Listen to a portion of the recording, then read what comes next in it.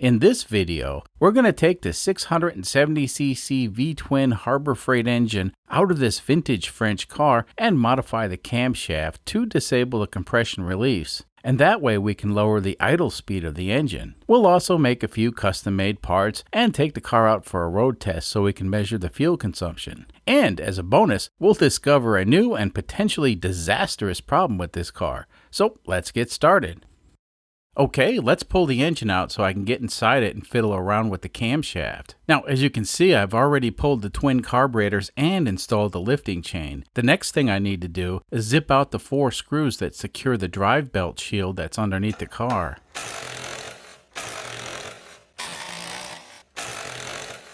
And the shield is off. This thing helps keep the road debris from getting on the drive belt.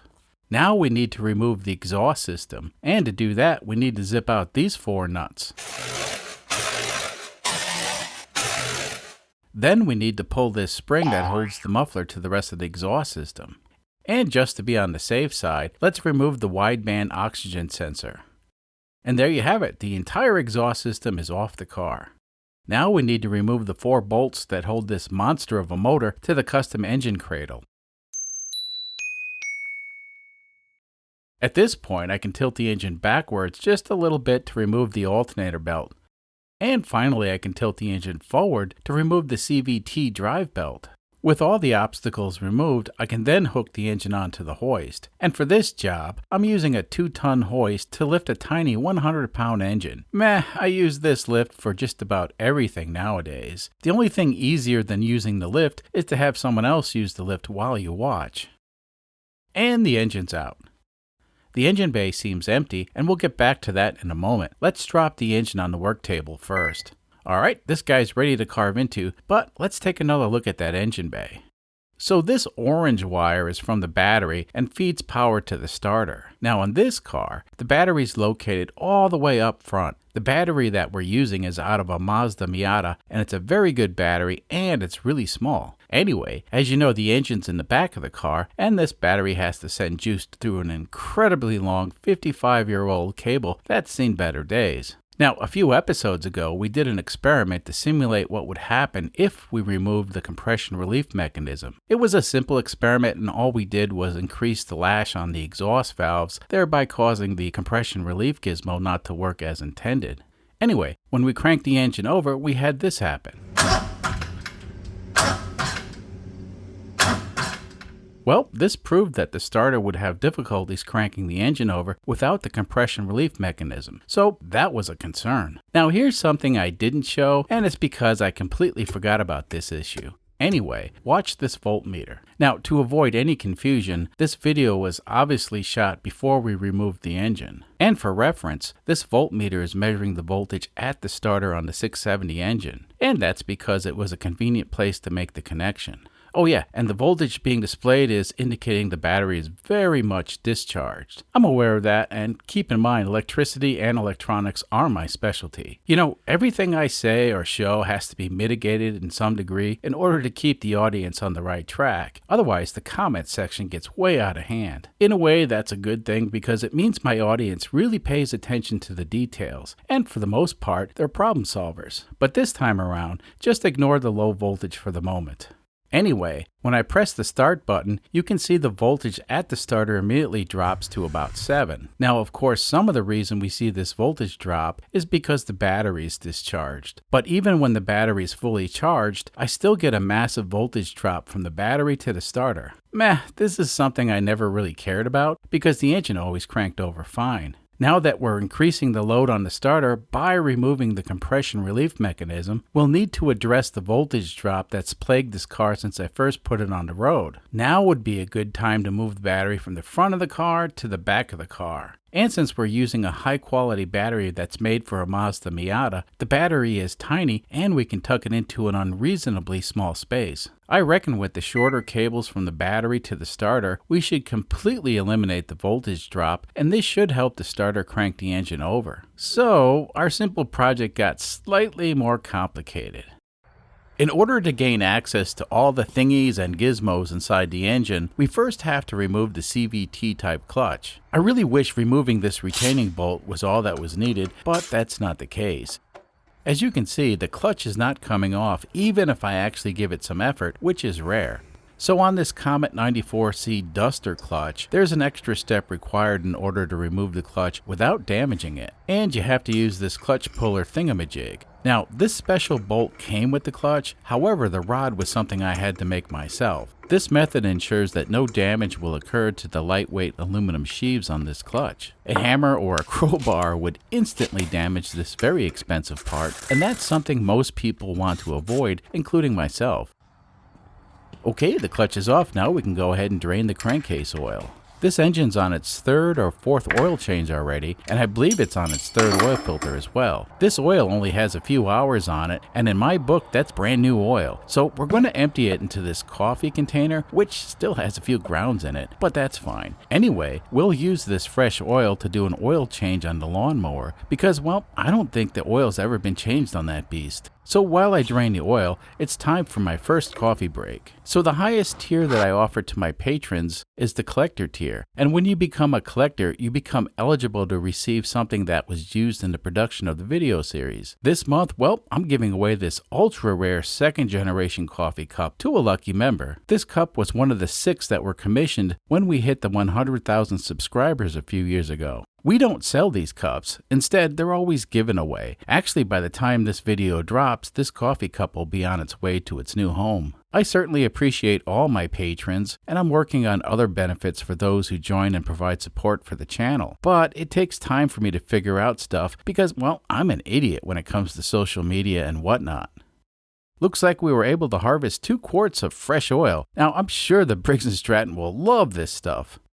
Now, even though I just emptied the engine of all its oil, there's still plenty of oil left in the crankcase to make a mess, so I jammed a block of wood under the engine to tilt it back a little bit, and this will keep any remaining oil from gushing out once I remove the bolts on the cover. Now, before I do anything, I'll shoot a little bit of lubricant around the crank seal, and this will help when I pull the cover off in a few minutes.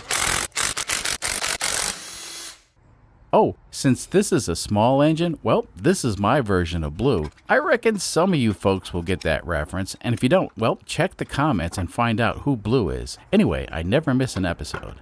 Well, it looks like the gasket was destroyed, but no worries. I went ahead and ordered a new gasket before we started this. For some reason, I felt compelled to line up the timing marks before removing the camshaft. I'm not sure if this is necessary, however, it is necessary when reinstalling the camshaft.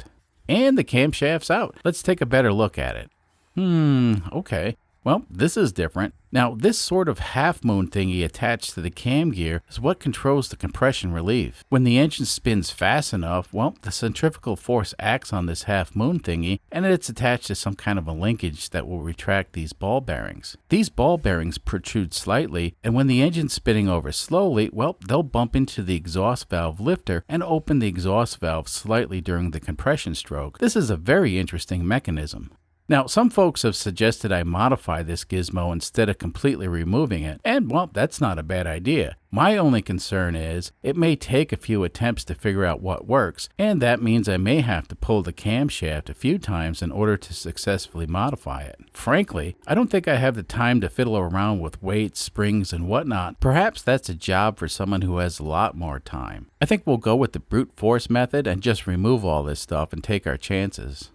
It would be nice if we could pop these rivet thingies out with a punch, but that doesn't seem to be working. Of course, the answer in this situation is to use more violence. So the trick is to sneak up on the camshaft and attack it before it knows anything's going on. Here, let me show you.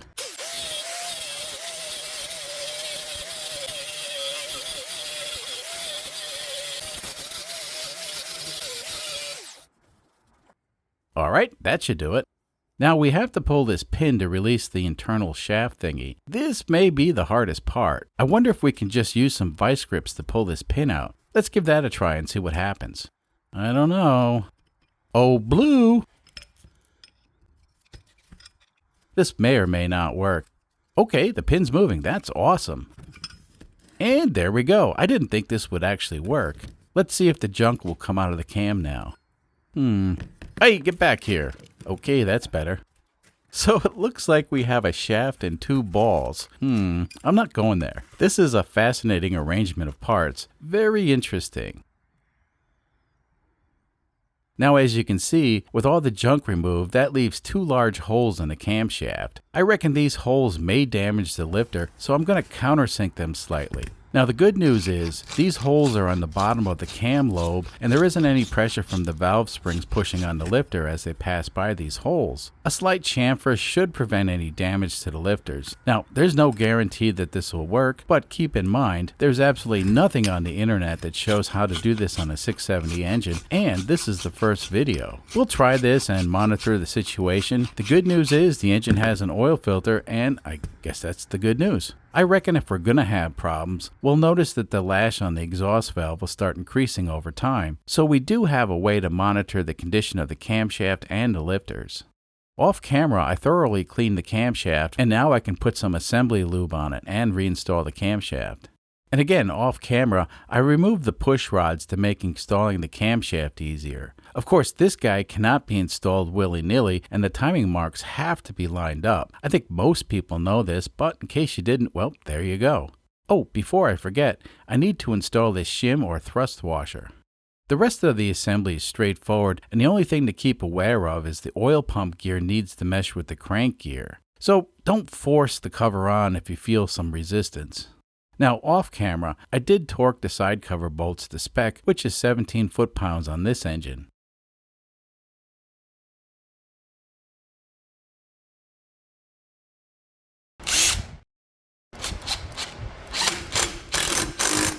And we're done. I'll adjust the valve lash once the engine's back in the car, but before we can install the engine, we need to mount the battery in the engine bay. This area here provides more than enough space to mount the tiny Mazda MX-5 battery. For reference, we'll be putting the battery in this area on the other side of this rear panel. As it turns out, you just can't buy a battery relocation kit to mount a Mazda Miata battery in a 1969 Renault R10 with a Predator 670cc engine. So we're going to have to build something to fit it in the limited space behind the right side taillight. For the battery box, I'm going to fabricate it from a single chunk of angle iron. This should speed up the process, and all it will take is some accurate measurements beforehand.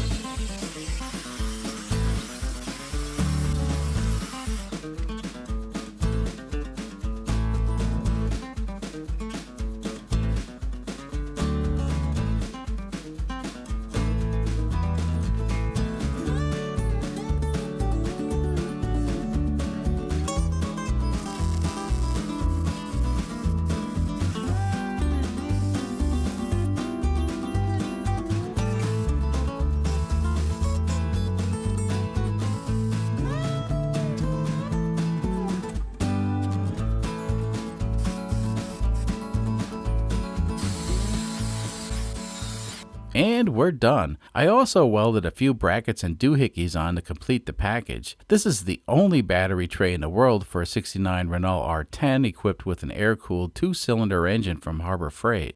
Let's install it and see how it fits. Now, relocating the battery on a normal R10 to this location won't work because this area is normally reserved for the radiator and cooling shroud and all that other crap. Anyway, it fits perfect and the battery cables will only be about 20 inches long. I reckon that should make a huge difference. Let's install the engine and get this car back on the road. In this video, I want to put some miles on the car to verify everything works, and while we're at it, I can also check the fuel economy because a lot of folks find that interesting. But keep in mind, this is not a fuel economy project, it's more of a race car project. So the valve lash on both sides of the engine have been adjusted. The exhaust valves were adjusted to 0.08 of an inch, and the intake valves were set to 0.06 of an inch. Now, off camera, I did go ahead and reassemble everything else to speed things up. Last year, we made about a dozen or so videos on how this car was constructed. If you're interested in some of the details, you have all the videos you need to satisfy your curiosity. The engineering that went into this car was derived from past experience when we put a tiny 212cc Harbor Freight engine into a Honda Insight. And of course, all those videos are available as well. What I'm trying to say is, please watch the older videos if you have any questions. Unfortunately, I can't answer every question in the comment section, but you can certainly help yourself to any video you want. Okay, it's done. Let's take a closer look. As you can see, the tiny battery tucks away nicely in its little corner of the engine bay. And best of all, the cables that go to the starter are only 20 inches long. And in case you're wondering, we also installed new ground cables, so now the starter will have all the juice it needs to crank this engine over. Now, the original battery cable, well, that was left in place and we actually hooked it back up, because that somehow provides all the electrical power that the rest of the car needs. Of course, we made the loose end of the battery cable in the trunk safe, and there's no chance of it shorting out. Now, another thing about this engine bay is it's a lot cleaner. Now, I'm not against having a clean engine bay. Actually, I prefer it. However, the reason we cleaned this engine bay was to scrub off all the remains of the countless CVT belts we ruined last summer. Now that the engine bay is clean, we can keep track of the new belt. Now, this belt is significantly thicker and better in every way, so we don't expect to see any significant wear for quite a while. But in case we do develop any problems, the belt debris tends to show up here first, and by the time it ends up on the inner wheel wells, well, that usually means it's time to panic. So far, so good. I reckon we should start the engine and see what happens.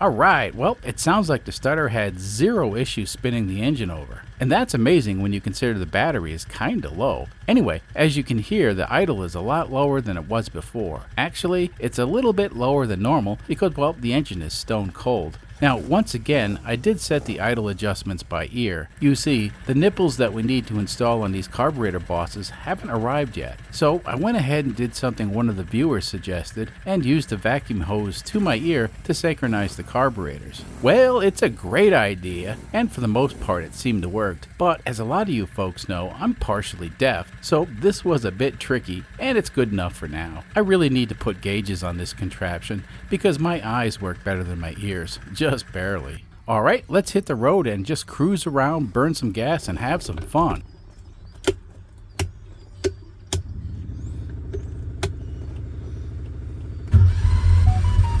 So it looks like we still have a minor voltage drop at the starter, but the engine cranks over without any issues.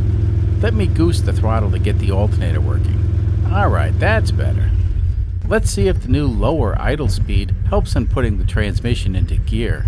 Yeah, it's like butter now. That's so much better.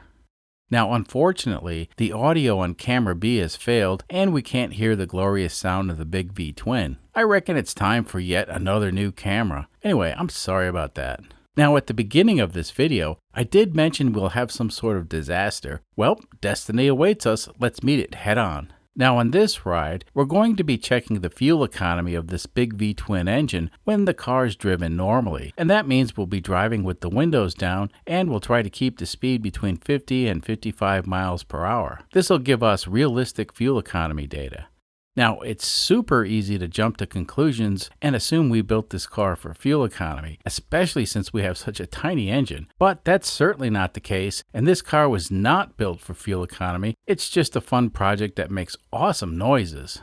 Just prior to leaving on today's adventure, I went ahead and replaced the El Cheapo spark plugs with a fresh set of NGK plugs. The engine seems to run the same with the better spark plugs, and I really wasn't expecting anything different. Overall, the car runs great, and it doesn't seem to have any problems maintaining cruising speed. Today, the ambient temperature is in the 90s, and we do have a bit more wind than normal. Now, as you can see, I've sped up the video quite a bit, and I've edited out a large portion already. So at this point in the road test, we have about 20 miles on the car and everything is going fine. And right about here is when I started to notice a strong aroma of oil. Now this is nothing new with this car. It does have a minor transmission leak and it will drip oil when the car is in motion. But just to be on the safe side, I figured I'd pull over and check the engine bay, plus shoot some B-roll of the car out in the middle of nowhere. So I'm not a farmer, and things like this confuse me. It looks like they're building some kind of a wall with grass clippings. I guess it makes sense to somebody. Let's have a look at that engine bay. So right away I can see that there's oil on the recently cleaned wheel well, and it doesn't smell like gear lube, so that's good, I guess. But if it's not gear lube, then it must be oil from the engine, and that's bad. Yep, we have oil all over the place. Wow, the more I look, the more oil I see. It's definitely engine oil. This thing must have been flinging a ton of oil, but I'm not sure where the oil's coming from. Now, prior to this road trip, we ran the engine for about 30 minutes and drove the car around the block a few times. Everything seemed fine. Well, hopefully we still have enough oil to get back to town. Yup, that's engine oil, and a lot of it. This engine holds about a half gallon of oil, and it's hard to say how much oil we lost already. But as you can see, everything is just covered in oil. It'll be interesting to find out what the problem is. The good news is, well, the drive belt seems fine for now, and hopefully it didn't get much oil on it. So we're on the road again, and obviously we're heading back to the shop. I did check the dipstick, and it indicated the oil was low, but we still have oil in the crankcase, so that's good. The drive belt feels fine, and there's no evidence of the clutch slipping, so that's also good. And we're back. Let's take another look at that engine bay. Now, according to the odometer, we covered 23.1 miles on this trip. Oh, now check this out. The rear window is covered in oil. That's interesting and possibly a clue. As for the rest of the engine, well, it's still covered in oil. I'll let everything cool off, and then we can take another look. So given that this car is equipped with such a small fuel tank, we should be able to determine the fuel economy with a high degree of accuracy, even though we traveled only 23 miles. And it looks like this car consumed 2.55 liters of gasoline, and that works out to 34.47 miles to the US gallon. Now, I don't exactly recall what the last fuel economy figure was, but it was close to 34 miles to the gallon, give or take a little bit. So that's interesting. The twin carburetors provide basically the same fuel economy as a stock carburetor, but the overall performance is significantly better. If you want, check out the previous video where we test the acceleration performance on this rig. It's actually funny to see this car accelerate as fast as it does with such a small engine.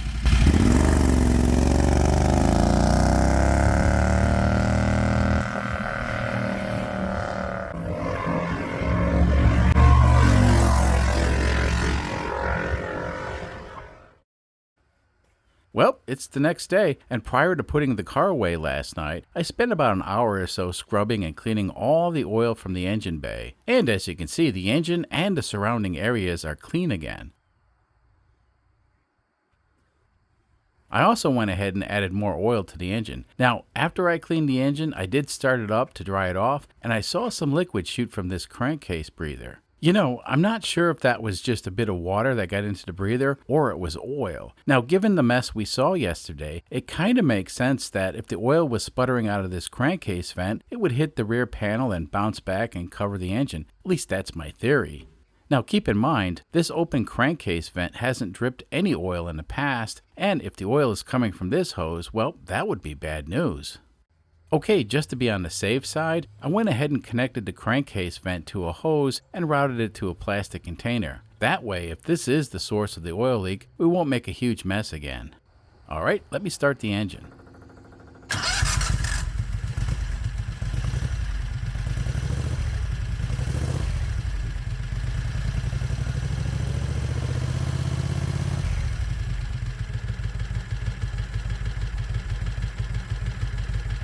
Well, it started right up and it sounds terrific.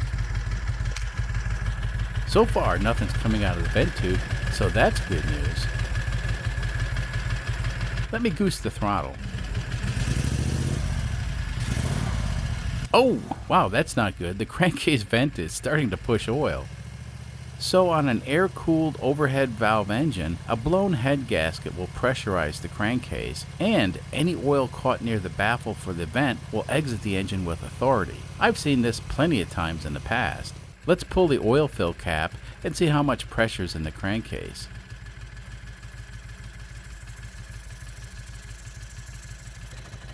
Oh yeah, that's way too much pressure. Well, my best guess is we have at least one blown head gasket. I reckon I could do a compression test and a leak down test to isolate which cylinder is blown. Now, I don't have a problem with stuff like this. It's actually a fairly simple repair if it's one or both head gaskets that are damaged. My concern is, why did it blow a head gasket? Now, according to the logbook, this engine has over 40 hours on it, and well, we haven't been so kind to it. Could this be a result of the constant abuse? Or is it somehow related to the camshaft modification?